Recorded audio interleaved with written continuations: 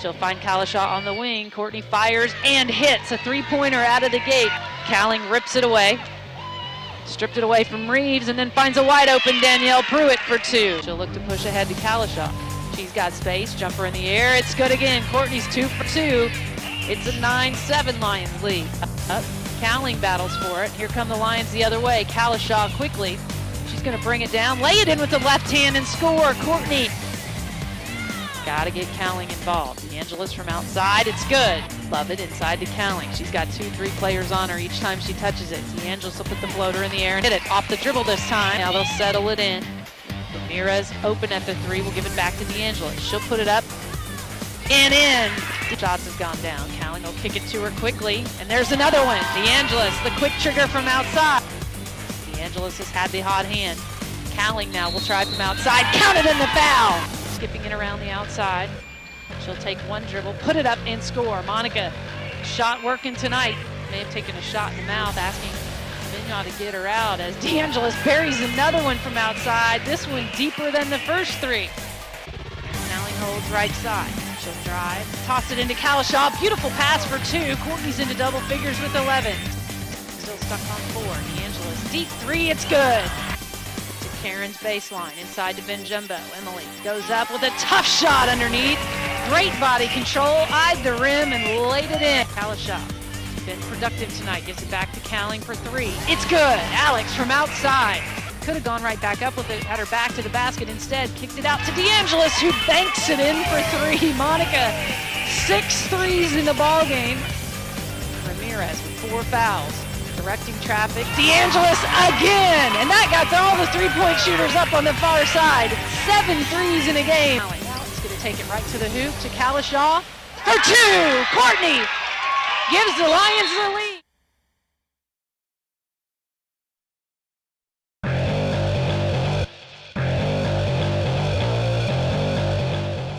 Julie, what an effort tonight. This is exactly what you've been looking for out of your team all season long. Balanced shooting and good hard defense, right? Well, I mean, I really think it began with the way that our guards came out and scored. There's no doubt we had to show up defensively. I didn't feel like we had that kind of effort in the beginning, but it only got better as the game played on. Our defense got better, our rebounding got better. I don't know any stats at this point, but I just felt like our team was driven to win. They had no fear of losing. It was all about the will to win. That first shot went in for Courtney, and I saw the whole bench respond.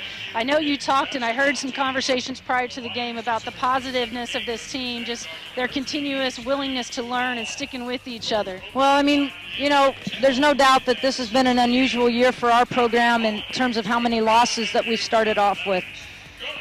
The key to it was really our positive attitude all through it. I mean, our kids are allowing us to coach them, push them, challenge them, be aggressive with them, be intense with them, and they just keep coming back. They keep coming back for more and more. And Courtney, I mean, you know, this is a kid who struggles offensively throughout the season, but is willing to come out here and show up half an hour before practice, stay half an hour after practice. And she went to the well tonight, and it was deep. She had a lot of resources and knocked them down. But, you know, look at Monica DeAngelis, too. You know, Monica passed up a three-pointer very early, and I yelled and really got on her. And the next shot she hit, you know, that three-pointer, and then it just like she said, okay, yeah, that's right. I said, you're out here for one reason. It's not for defense like you want me to say. It really is about shooting the 3. And when she lets it loose, it just goes. She ties the record tonight, 7 threes, and all 4 of the top 4 three-point shooters are sitting across the way. The first 2 fists in the air were Patton and Rachel Zeman over there. They've also hit 7, and just an incredible performance by DeAngelis. 7 threes in the ballgame. Well, that's cool seeing Rachel Zeman, Lisa Helmers, and Amanda Patton, who are just unbelievable three-point shooters for us, and I think they each broke each other's record. And Renee was there before, so we had 1, 2, 3, 4 right next to each other. The only person missing, I think, was Bryn Britton, but she's joining us on the wall there. You know, what a way to go into Christmas. You know, let me just say a few things about Cal Poly. First of all, tremendous respect for their program and their coach. She does an unbelievable job, and you got to give it up for Santiago. I mean, 14 of 27, 33 points tonight. I don't even know if that's what she finished with, but just what an unbelievable player. And it took everything by committee to to defend her and to stop her, and we didn't. Even though we tried to defend her, we didn't stop her. But what a great defensive effort there at the end, and it was just our night. It was hard work, and the harder you work, the luckier you get. So I'm just so happy for our team, happy for those kids. One of the things that jumped out to me, 7 blocks in the ball game. You had 5 in the first half. Lovett in there, Ben Jumbo in there. A lot of things that don't necessarily show up in the stat line, but just the effort. And I know you've worked all season long on this switching man-to-man defense. It's finally starting to click with these kids. Well, you mentioned 2 freshmen. I mean, and then a lot of times when you see me rotating these freshmen in and out, it's because they're a bit confused and they're a bit lost in that switching man defense, and it's just such a big, fast game for them right now, but they're getting better at it. And every week, every day, we spend so much time on this defense, and they are getting better, and it helped tonight. But, yeah, all right. Emily Ben-Jumbo, how many blocks? 4 blocks, and then you had Ashley Lovett with 3. So there's 7 blocks between 2 freshmen. We're excited about this freshman class, and even as excited about our incoming freshman class next year. But I'm just happy. Merry Christmas, so everyone. Merry Christmas. Real quick, I want to let you get in there and celebrate with them. Talk about the play of Alex Cowling tonight. She ends up with a near triple-double, 15 points, 10 rebounds, 7 assists. She had 4 points going into the locker room at halftime. Very quietly, though, gets those numbers, and I thought she did a terrific job of sharing the ball tonight and seeing what was happening on the floor. Well, the cute thing about that is today she made the top 10 in the nation in scoring. And I heard that stat, and I somebody had tweeted it, and I read it, and I thought, oh gosh, I don't want to hear that tonight, because Alex is going to really be double-teamed, triple-teamed, whatever, and her offense is going to suffer, superstitiously. And what we told her at halftime was her points were coming through assist. And just to be patient, we changed up our zone offense a little bit and tried to give her some looks. There were 2 very specific plays that we saw, and we were able to draw it up in a timeout, and they did it. And it was getting her the ball in the wing against that zone and just spinning off of it. And, that was those are the really thrilling things for me as a coach. I mean, it's great to win, and it's great, but to see our team be able to take the execution out of a timeout onto the court and do it and make it happen. But Alex, there's no doubt, Alex is an absolutely special player. She is going to be long remembered, not only here at LMU, but in this conference. And you know what the best thing about Alex is? She's got another year.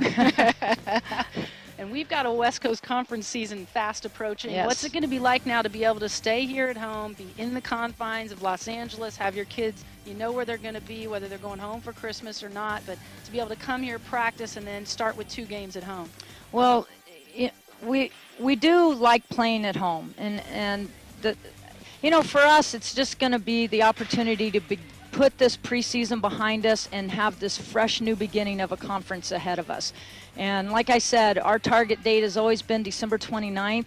And when I look at our team right now, we are so much better than we were the first 5 games of this season. I mean, we're just so much better. And I'm a loss for words here, which is a bit unusual. Well, and tight games like this really give you that experience that you're going to need, I think, in the WCC, right?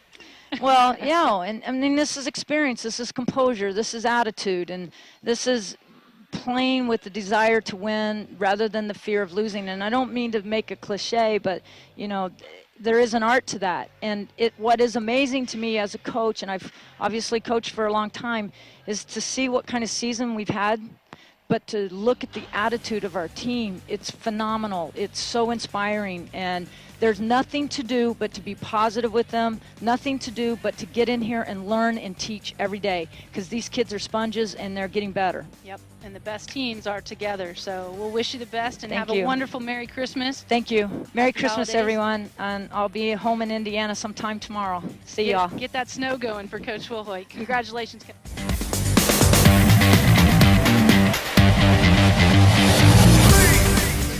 Hi, this is Monica. Mac, Taylor, and Danny. Thanks for coming out and supporting us. Happy holidays from the Lions. Go Lions!